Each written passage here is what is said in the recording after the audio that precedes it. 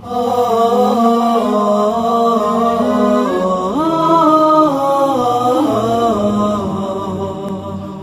لله. الحمد لله المتفرد بالعز والجلال، جل عن كل مثل ومثال، وتعالى عن حكم الفكر والخيال.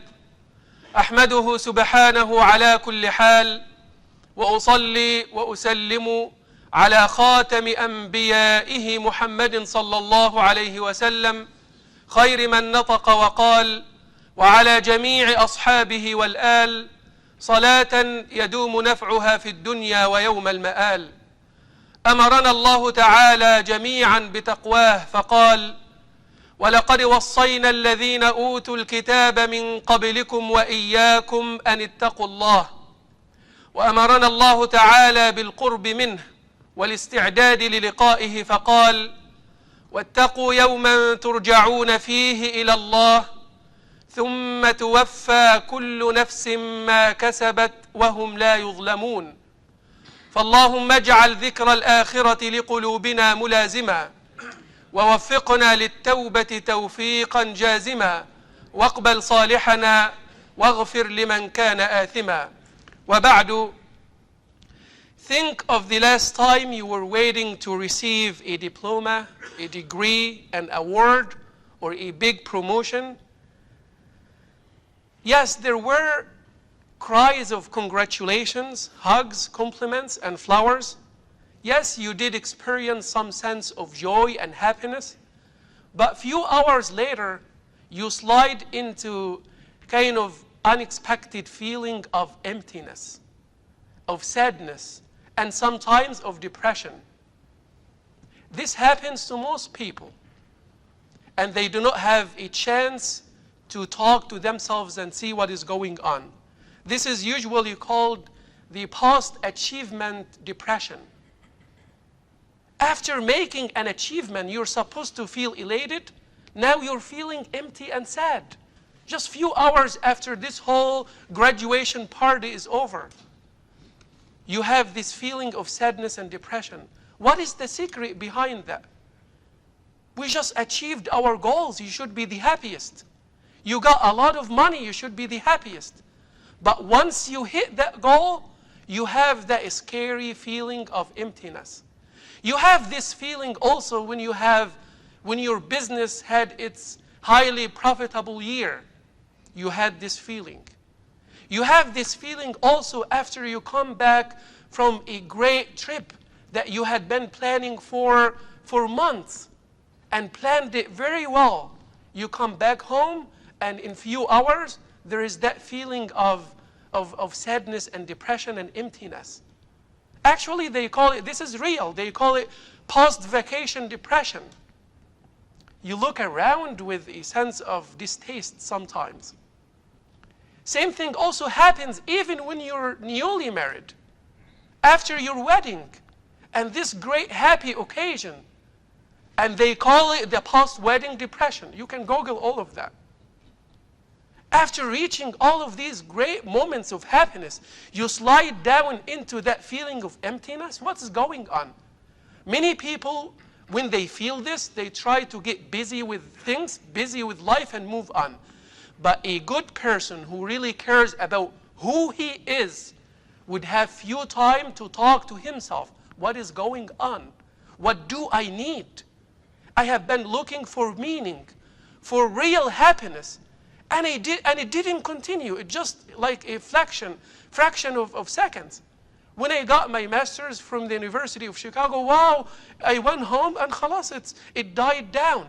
That feeling died down and you're back to your real you. But the problem is you get busy again and you don't have the opportunity to know who you really are and what do you really need and what would really meet that need of continuous happiness and satisfaction and contentment. As I said, many people get busy in life to overcome that thought, and they miss this opportunity. Many people do not distinguish between happiness and pleasure. They seek happiness in pleasure, and they end up feeling depressed at the end. We have many examples. Even people who gained fame, wealth, and great relations with others, they feel they could end up committing suicide. وَالْعِيَاذُ بِاللَّهِ. These are people we see. Do not be deceived by the appearances. You have Robin Williams, for example. You have Elvis Presley, for example. All of those people, they were seeking pleasure they were seeking happiness and pleasure, but they didn't reach it. As I said, for a good person who would reflect, this is a good time to recognize who you are. You recognize something in you. There is a built-in need for meaning. This is number one. Second, that meaning cannot be reached by these fleeting, short-lived pleasures in life. There must be something bigger than even life. There must be something bigger than the material. Whatever you have been seeking in the material to fill that void is now turns into depression. You're successful. You reached all of that great fame. You got this great certificate. You made this great accomplishment. And instead of feeling happy, you're depressed. It's really a big problem. So this alerts you that there is a need in you that cannot be filled, cannot be met, except with the creator of this world, with the creator of the matter. That is why Imam Ibn al-Qayyim rahimahullah ta'ala has very strong statements about this case, about who you really are, that we shouldn't ignore. He said, إِنَّ فِي الْقَلْبِ شَعَثًا لَا يَلُمُّهُ إِلَّا الْإِقْبَالُ عَلَى اللَّهِ. In your heart, there is kind of a scatteredness that cannot be gathered except by turning to Allah. وَفِيهِ وَحْشَةٌ لَا يُزِيلُهَا إِلَّا الْأُنْسُ بِهِ فِي خَلْوَتِهِ. In your heart there is loneliness that can never be removed except by having intimate relationship with Allah in solitude, alone. وَفِيهِ حُزْنٌ لَا يُذْهِبُهُ إِلَّا السُّرُورُ بِمَعْرِفَتِهِ وَصِدْقِ مُعَامَلَتِهِ. In your heart there is sadness that can never be removed except when you gain the joy that is derived from knowing Him and establishing a good relationship with Him. وَفِيهِ قَلَقٌ لَا يُسَكِّنُهُ إِلَّا الْاجْتِمَاعُ عَلَيْهِ وَالْفِرَارُ مِنْهُ إِلَيْهِ. In your heart there is an anxiety that will never be made tranquil until you resolve to Him subhanahu wa ta'ala. وَفِيهِ نِيرَانُ حَسَرَاتٍ لا يطفئها إلا الرضا بأمره ونهيه وقضائه ومعانقة الصبر على ذلك إلى وقت لقائه سبحانه. In your heart there are fires of regret that cannot be extinguished until you're content with His command, with His prohibitions, with His decree, and you stick to patience till you meet Him. وفيه طلب شديد لا تقف دون أن يكون هو وحده المطلوب. In your heart there is a strong desire that will never stop, will never cease until Allah subhanahu wa ta'ala is the only one that you're seeking. وفيه فاقة لا يسدها إلا محبته ودوام ذكره والإخلاص له.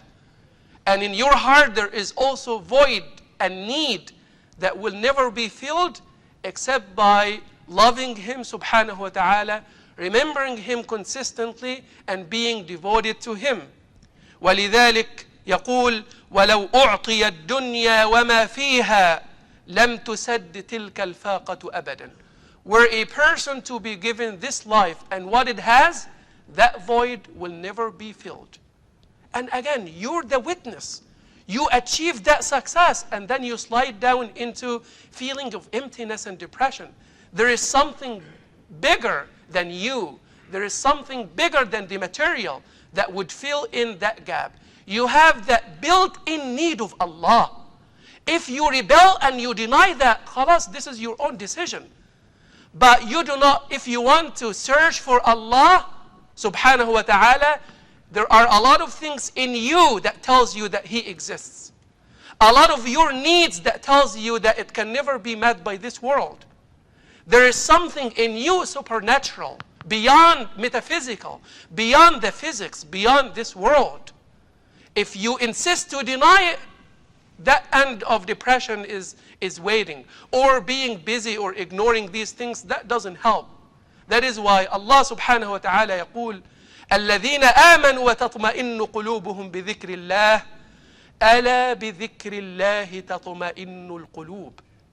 Allah subhanahu wa ta'ala is saying in the Quran, with the remembrance of Allah, only with the remembrance of Allah, do hearts find rest. Imam al-Razi explained this ayah very beautifully when he said, لأن القلب كلما وصل إلى شيء فإنه يطلب الانتقال منه إلى حالة أخرى هي أشرف منها وأفضل. ودايما في أفضل وأفضل. يقول أما إذا انتهى العقل إلى الاتصال بالله بقي واستقر واطمأن فلم يقدر على الانتقال منه. Imam al-Razi rahimahullah ta'ala in his tafsir is saying, you will be always wishing to move from a state to another higher state, from a pleasure to another pleasure. But that is almost endless. And as we see, it could even end the way you do not want.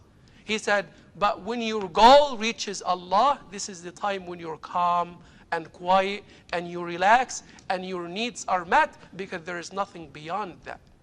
There is nothing beyond Allah subhanahu wa ta'ala. That is why the Quran addressed, forget reasons, cosmological arguments for God. In you there is need for a higher being. In you, the fitrah in you moves you towards Allah subhanahu wa ta'ala. That is why all humans search for meaning. There must be meaning. This is what you believe in. Some people deny that, but deep down, this is what you believe in. Because life without meaning is very scary. If there is no purpose, there is no meaning, now you're saying all of the accomplishment of the civilizations of the world is just now into ashes. It's purposeless, no value, it's very dark. This idea of atheism is really very dark. Allah subhanahu wa ta'ala addressed the fitrah in us, addressed the natural disposition towards Him that is created in us. And He said subhanahu wa ta'ala, أَفَحَسِبْتُمْ أَنَّمَا خَلَقْنَاكُمْ عَبَثًا وَأَنَّكُمْ إِلَيْنَا لَا تُرْجَعُونَ. In the Quran, very eloquently and very confidently and strongly, the Quran says, and Allah subhanahu wa ta'ala says, and one of the proofs that this Quran is from Allah is that style. Allah is talking. Allah is addressing humanity. Allah in this ayah is addressing humanity.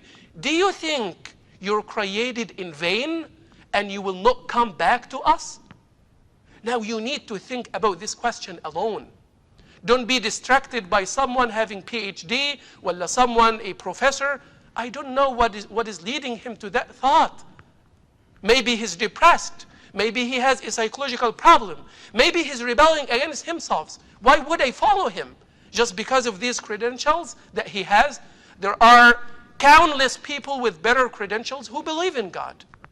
Do not use these people as authorities to deny God. There is something in you that says there must be one. Do you think you're created in vain and you will not come back to us? This is the real fitrah. The problem in the atheism worldview, بيقولوا الملاحدة إن إحنا الكون ده كله وما فيه عبارة عن تفاعلات كيميائية بين ذرات بس، لا في هدف ولا في غاية ولا في معنى ولا في قيمة. أي واحد ملحد لازم يقر بهذا. بس النتائج المترتبة على هذا الفكر مخيفة ومدمرة. وإذا لزمها الإنسان، لو الإنسان فعلا لزم هذه القواعد، هيبقى المفروض يعني ينهي حياته، لأن ما فيش معنى، ما فيش غاية. هنتكلم على الآثار دلوقتي. So as I said, in the atheism worldview, the whole world and all of us came by chance. Everything that is going on now is just chemical reactions between some atoms. There is no purpose, there is no meaning, there is no value. This is what atheism would lead you to. But deep down you believe that there is meaning. Deep down you believe that there is purpose. Even atheists themselves who are engaged in science, why do they search the world? Because they assume that there is a law to be discovered. If there is a law, there is purpose. There is a lawgiver. That is why the consequences of atheism are really very damaging, very scary, very threatening. So what are the consequences of atheism? Because every thought has a consequence. As I said, when you're saying life is meaningless, then there are a lot of consequences. The first thing is that if you really believe that this is all chemical reactions, it means that there is no free will. When I am giving the khutbah, I don't have the freedom to do that. It's just chemical reactions. You're listening, that is chemical reactions. And this is what Sam Harris said, one of the biggest atheists. Atheism now turns into like a religion, literally. It's like a religion. There are priests who are defending atheism. But if life is meaningless, why do you want to convince me that atheism is true? It is all meaningless. There is all void. There is no purpose. So the first problem, you don't have free will. And many atheists admit that. There is no free will. And second, there is no concept of good and evil. You cannot be an atheist and say, this is rationally good and this is rationally evil. Maybe you don't know that. You didn't hear of that. But this is one of the implications of atheism. If there is no meaning, there is no purpose, then there is no good and bad. There is no absolute morals. You can never prove it scientifically or rationally that rape is a problem. It's not a problem in the atheism worldview. That doesn't mean that atheists are bad people. That doesn't mean that they don't have good character. Many of them do. Some of them have really great character, but they cannot prove it scientifically. They cannot prove it rationally. That is why Richard Dawkins, one of, again, the biggest atheists of this time, said in his book, The God Delusion, he said, it is pretty hard to defend absolute morals on grounds other than religious ones. ما ينفعش تثبت أخلاق على غير الدين. لو ما فيش دين ما اعرفش انا اتكلم على الاخلاق. ده اعراف احنا عملناها مع بعض كده. حتى القتل والذبح كل ده it's اعراف. As I said, you can have a very good atheist who have good character, but again, it's not based on religion and it is not based on reason. It's just like this. Because there is no purpose, there is no meaning. It goes even worse than that when Richard Dawkins also said, rape is wrong. I mean, he said, your belief that rape is wrong is an arbitrary conclusion. He said that in one of his interviews. And Peter Singer, in his book, Animal Liberation, said, humans and animals can have mutually satisfying sexual relations. Why not? Chemical reactions, إيه المشكلة? We don't have any rationality to build an ethical system. Yes, you can choose to be moral, that is a different story, but there is no logical foundation of it. There is no rational ground for it. مش مشكلة, you can be good. You can be a good atheism, but you cannot prove it rationally. It's only because ethics comes from beyond the material. I was talking to someone and he said, it's fine.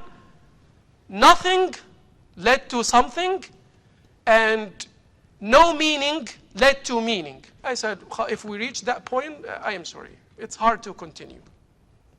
That is why Sam Harris also said, it's fine. So he has a book called Something from Nothing. Something from nothing. And his argument was, okay, it's easy. Just for this universe to come from nothing, what would happen? You need radiations. You need imagined time before the creation of time.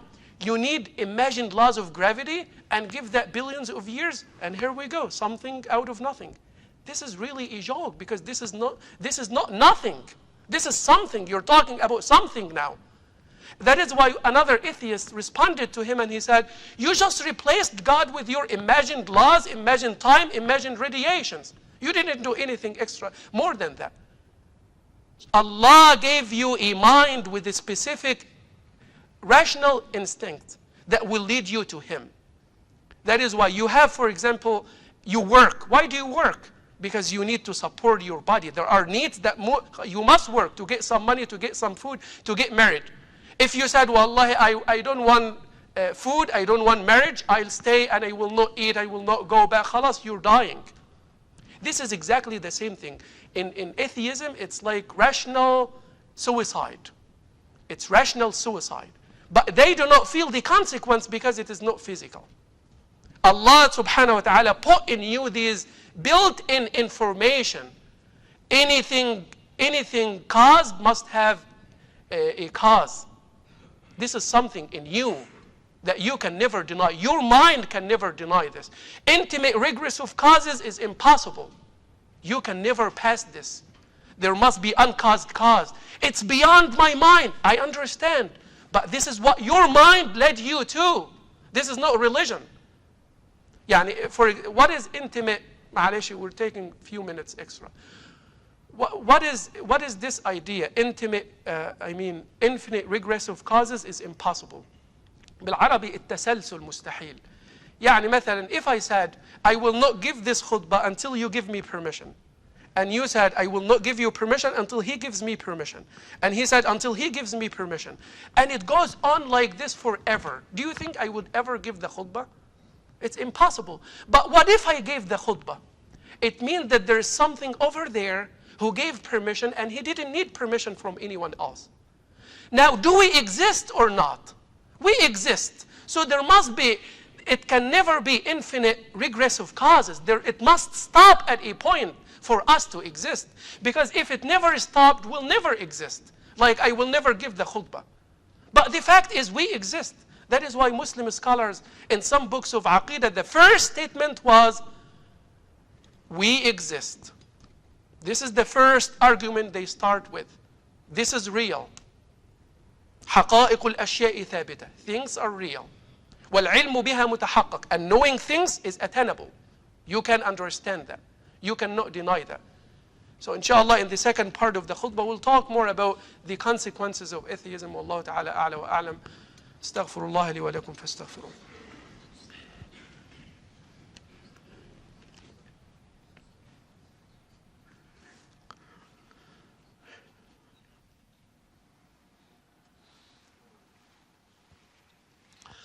الحمد لله وكفى والصلاة والسلام على عباده الذين اصطفى وبعد. As I said, in the atheism worldview, there is no meaning, there is no purpose, there is no value because no one is behind this. It's all chemical reactions. But the question is, when you say life is meaningless and has no purpose, I believe that this is self-defeating argument. يعني كلام بيناقض نفسه. لما تقول الدنيا ملهاش معنى. It is self-defeating. Because when you're saying life is meaningless, I can ask you, is this sentence meaningless or meaningful? If you said it is meaningless, thank you, we'll go home now. Because there is no discussion, it is meaningless. If you said it is meaningful, then you affirmed meaning. You affirmed that there is meaning for your meaningless to be accepted. And this is the irony. When you're saying life is meaningless, you have to affirm that there is meaning for your statement to be accepted and to be considered as true. Otherwise, it would be also meaningless. So the reason I am saying all of this is because we hear some naive statements from some kids about stuff like this. And they think it is easy to deny God. It's really very complicated. To deny God and be an atheist, you need a lot of faith to be an atheist. It's easy to believe in God. You don't need that much faith. But you need to have a lot of faith to be an atheist. You need to have a lot of faith to believe that from nothing something came. A lot of faith to believe that from non-meaning meaning came. And then they make fun of religious people. No, what you're doing is hamaqa, absurdity. This is not real human thinking. That is why I would say, deep down, there is meaning. Deep down, you're scared of that darkness. That is why I feel that some atheists are really hypocrites. Because they behave in life as if it has meaning, and deep down, they believe it doesn't. So your behavior doesn't correspond to your beliefs. Your behavior doesn't correspond with your beliefs. And I would finish just with this statement. As one philosopher put it, If life is meaningless, we would have never figured it out. If life is meaningless, we would have never figured out that it is meaningless, because we're part of the meaninglessness. We're actually part of it. But for us to narrate the story, for us to recognize everything behind it, there must be another power. There must be another purpose, another meaning. And this is, as I said, the sense that leads you to Allah subhanahu wa ta'ala.